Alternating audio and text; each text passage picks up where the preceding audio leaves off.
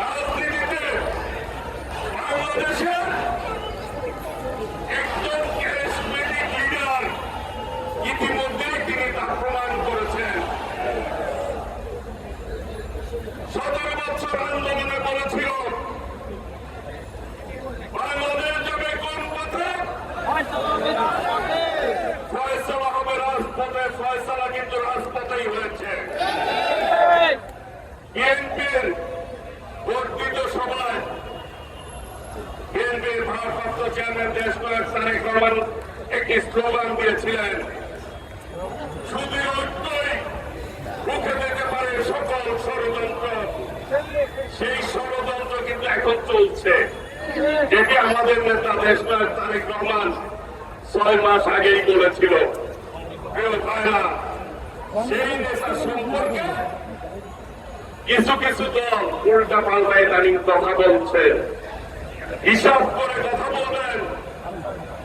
জামাতে ইসলাম বাংলাদেশের মানুষ রাজাকার বলে যাদেরকে গালিগালাজ দিয়েছে, ঘৃণা করে যেই দলের নাম মানুষ উচ্চারণ করে, গণতন্ত্রের স্বার্থে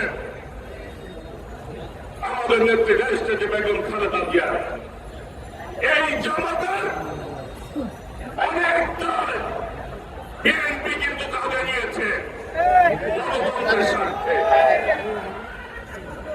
বিএনপির সাথে যখন ছিল 20-22 সিট পেয়েছে। 96 সালে আওয়ামী লীগের সাথে একবার গিয়েছিল, 3 সিট পেয়েছিল, 3 সিট। 71 সালে তারা যে ভুল করেছে, জনগণের বিপক্ষে অবস্থান নিয়েছেন, অফিসিয়ালি কিন্তু তারা ক্ষমা প্রার্থনা করেছেন না?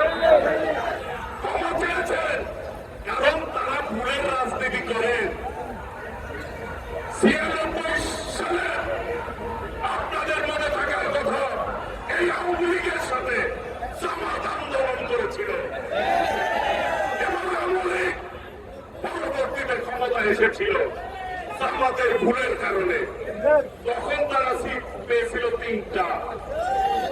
এখন আবার এই বৈষম্য বিরোধী আন্দোলনে সকল দল ঐক্যবদ্ধভাবে রাজপথে আন্দোলন করেছে। আমাদের ভারপ্রাপ্ত চেয়ারম্যান দেশ নায়ক তারেক রহমান জাতির সামনে 31 দফা উপস্থাপন করেছে।